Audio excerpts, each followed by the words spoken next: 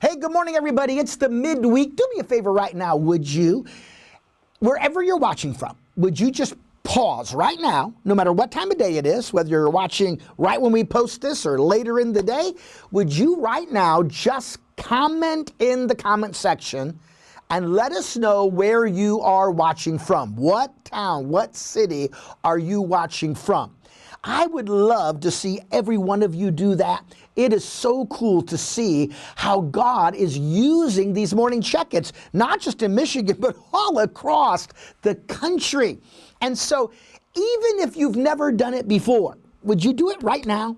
I mean, if you don't do it right now, let's be honest, you won't do it, right? Delayed obedience is disobedience. I need you to be obedient this morning. I want you right now to post in the comments section where you're watching from. I cannot wait to read these comments. All right, we're looking right now in John 14, verse 12.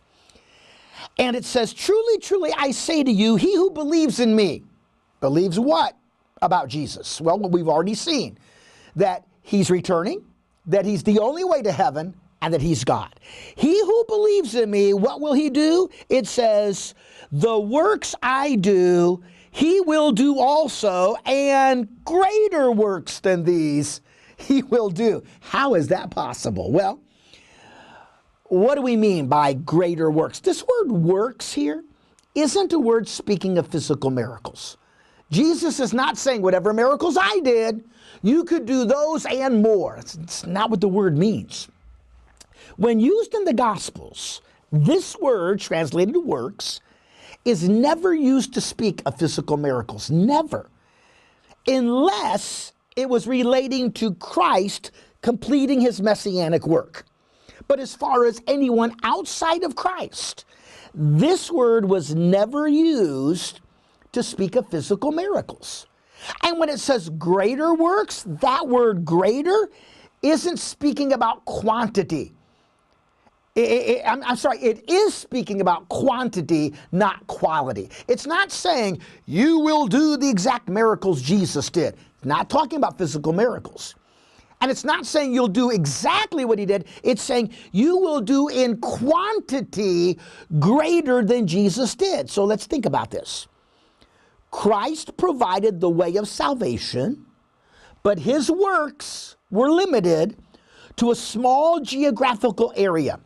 Do you realize that Israel today is smaller than the size of New Jersey? His work was limited to a small geographical area and to a small group of people. In fact, by the time he ascends into heaven, there's only 120 followers in the upper room. Now, Jesus is saying this, you're going to have an impact far beyond the geographical impact I had. You're going to have an impact for the gospel far beyond the number of people I impacted. By the way, Peter saw the reality of this in a matter of weeks when he preaches on the day of Pentecost and 3,000 people from all over the Roman world would come in for Passover. 3,000 people give their lives to Jesus. Jesus ends his ministry with 120. In one day, Peter's preaching brings 3,000. Jesus said, what I've done in spreading the gospel, you will do even greater in quantity. And we'll talk more about that tomorrow morning. Hey, thanks for tuning in today again. Let us know where you're watching from. We'll